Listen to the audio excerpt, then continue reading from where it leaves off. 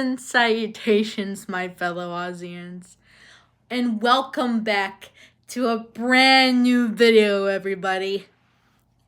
I know it's been a while since I show my face, but today I'm going to go over the original source material for Wicked, which is the book.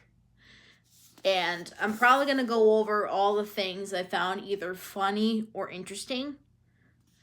So,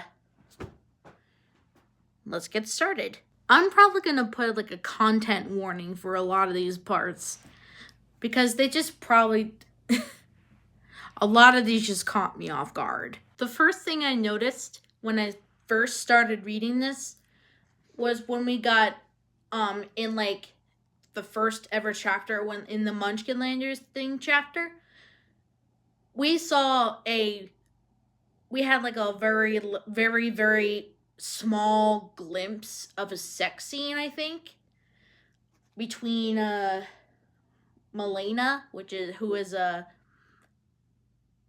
Elphaba's mother, and Turtleheart. Goes as follows. Turtleheart seemed to wilt and parch as autumn came on. Their afternoons of dalliance began to lose the heat of urgency and developed in warmth. Malena had always appreciated the attentions of Frex and been attentive to him, but somehow his body had not been as supple as Turtleheart's.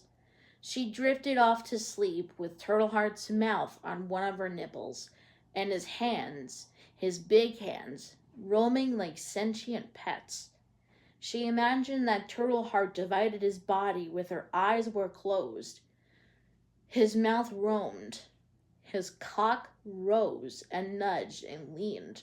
His breath was somewhere other than his mouth, hissing elegantly in her ear. Wordlessly, his arms were like stirrups.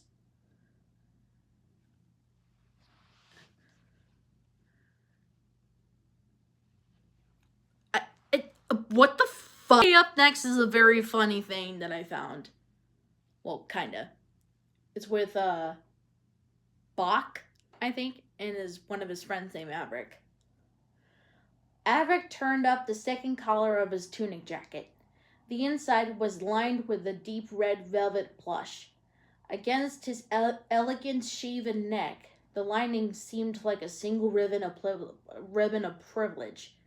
Bach found himself, once again, making mental comparisons between himself and handsome Averick, and coming up short. "What, Averick?" he said, as impatient with himself as he was with his friend. "Something has happened to you," said Averick. "I'm not that dull. What's wrong?" "Nothing's wrong," said Bach. This is what I find funny. "Tell me to mind my own business.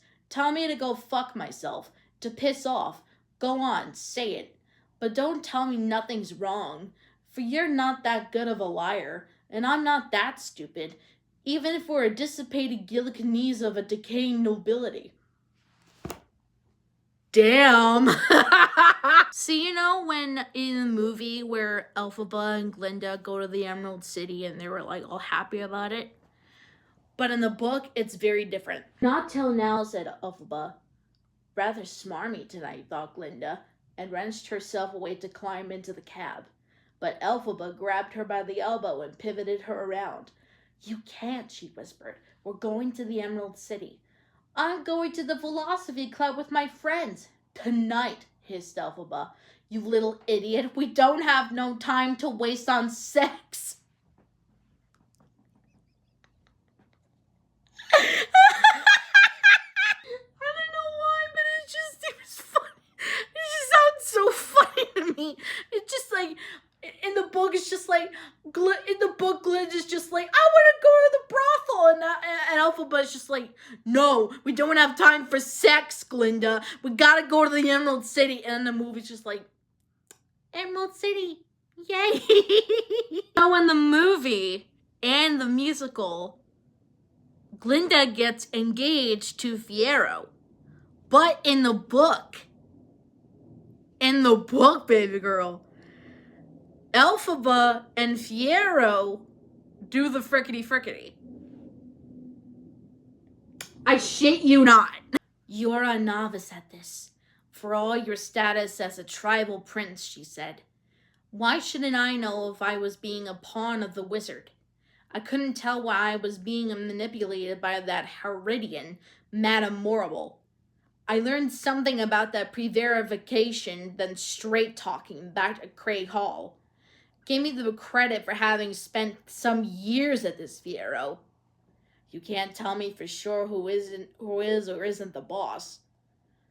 Papa didn't know the name of his unnamed god, she said, rising and rubbing oil on her stomach and between her legs, but modestly turning her back to him. It never is the who, is it? It's always the why. How do you hear? How do they tell you what to do? Look, you know I can't say. I know you can. She turned. Oil my breasts, will you? Oil my breasts? So for context in this one, in the musical and the movie, Fiyero gets a spell casted on him doesn't die but to turn into a scarecrow. But in the book, he gets beaten to death. Then a year ago, pale and valid Tibbet was carted to the home for the incurables. He wasn't too far gone to recognize her, even behind her veil and silences. Weak, unable to shit or piss without help, his skin failing in rags and parchment. He was better at life than she was. He selfishly required that she would be an individual, and he addressed her by her name. He joked, he remembered stories, he criticized old friends for abandoning him. He noticed the differences in how she moved from day to day, how she thought. He reminded her that she did think. Under the scrutiny of his tired frame, she was recreated, against her will, as an individual, or nearly. At last he died, and the Superior Mont had said that it was time for her to go and atone for her mistakes, though not even the Superior Mont knew what they were. Wow. R.I.P., bro. So this is one of the parts that interests me. By night, when the wagons squared off together, the cooking fire within, the animals just nearby without, and the singing began at last. Killjoy hid under the wagon. Otzi heard the boy tell the dog his name. I'm Lear, said the boy. You could be my dog. Sort of. She had to smile. The fat child was not good at making friends, and a lonely child should have a dog. So for context, in the book, when Elphaba and Fiyero were exiled out of Oz, Elphaba just passed out and basically went into a coma, and then she gave birth while she was in a coma. She didn't even know she was pregnant. I like this part. This is one. What's he like? Is he green too? Nah, he's alright. He's a big baby, fat and strong. And Manic was throwing stones at him to see how far they would bounce off him. He let him do it. Maybe if you're so fat it doesn't hurt. I doubt it. What's his name? Lear. Isn't that a queer name? It sounds foreign. And his mother? I don't know her name, and I don't think she's his mother. He wouldn't say when he asked. 𝐍𝐎 said he must be a bastard. Lear said he didn't care. He's nice. What the fuck? And I just found one of the most valid crash outs in this book. Listen to this. You will indeed, even if you don't know it.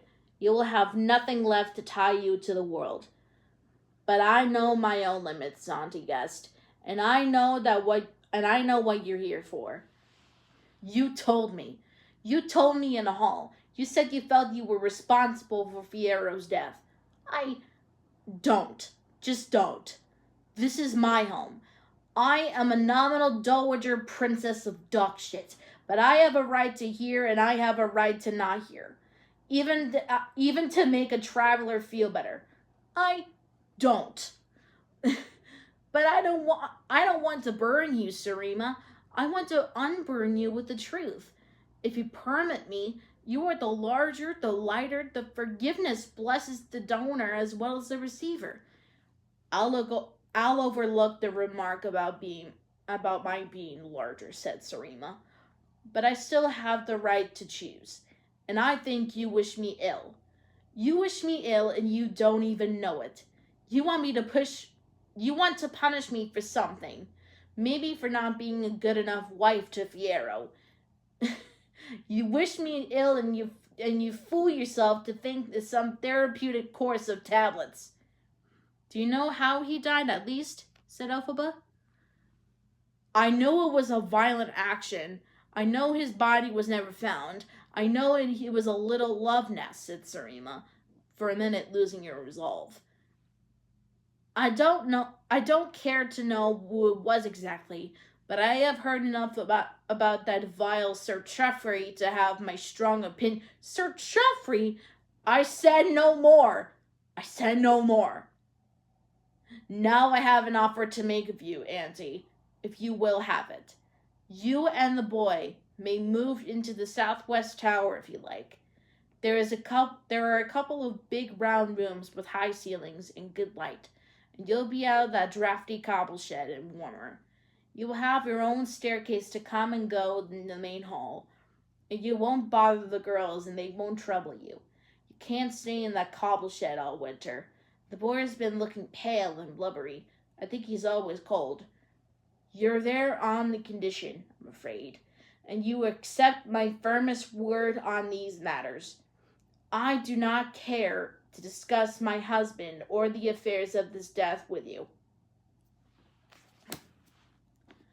The most valid crash out in this book. And I just found out that one of the children died.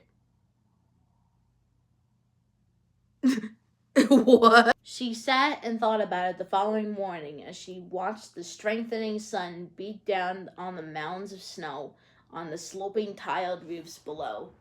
She watched the sun bleed ice water out of the icicle. Warm and cold working together to make an icicle. Warm and cold anger working together to make fury.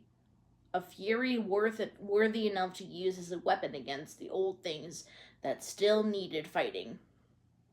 In a fashion, without any way to confirm it, of course, she had always felt as capable of hot anger as any man. But to be successful, one would need access to both sorts. Lear survived, but Manic did not. The icicle that Elphaba trained her gaze on, thinking on the weapons one needed to fight such abuse, it broke like a lance from the eaves, and drove whistling downward, and caught him in the skull as he went out to find some new way of beleaguering Lear.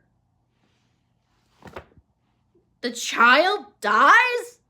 What? I kind of marked this part because it kind of reminded me of how I was dealing with. 𝐍𝐎 wasn't sure what to make of military men. It wouldn't go very near. Whether he was afraid of being conscripted or enchanted, he couldn't say. He dragged a sleeping roll down into the chapel and slept there, now that it was warm enough. It was Nanny's opinion he was going weird. Believe me, after a life looking after your dear mother's devout husband Frex, and your sister after that, I know a religious lunatic when I see one, she said to Elphaba. That boy ought to be taking some lessons from these men in manliness, whatever else is going on here. On the other hand, Lear was in heaven. He followed Commander Cherrystone around unless he was turned back, and he fetched water for the men and polished their boots in a surfeit of ill-concealed romance. I wonder what that reminds me of. So in the land of Oz, animals talk and have minds of their own. So here's what we have. I've come to free you, Elfie said. By whose authority? The cow snorted suspiciously. I told you, I'm the sister of the eminent 𝐍𝐎, the eminence of the East.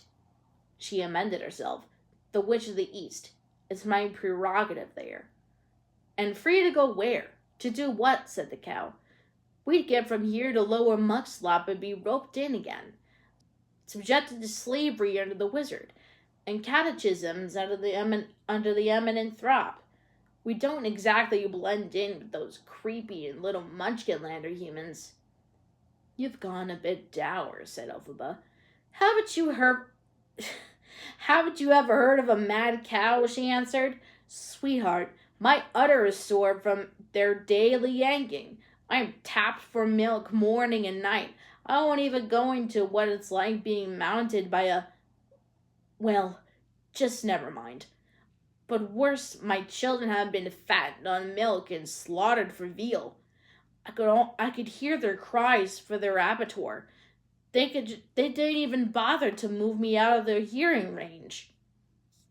Here she turned her head to the wall, and the sheep came up to the other side of her, pressing like a living pair of warm bookends under her lower sides and underbelly.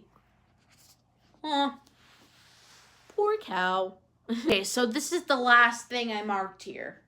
So in the movie and the musical, Nessarose, Elphaba's sister, was basically born with a disability. She was basically bound to a wheelchair. But in the book, her disability is that she was born without arms. So deal with that, if you will. Once his phantom limb was in place mentally, that is, he could face the day as a crippled man.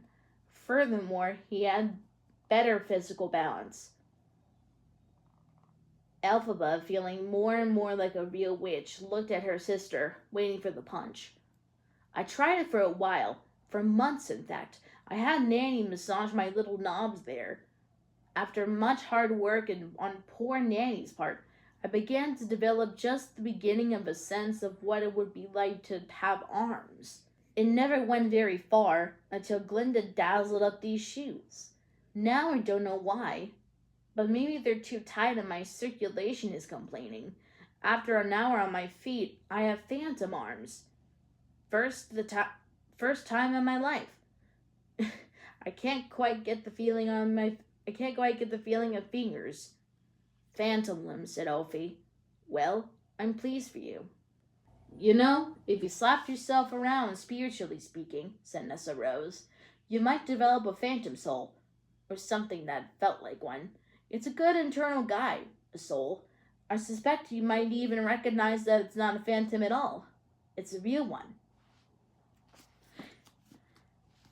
Wow. Ghost limbs. Wow.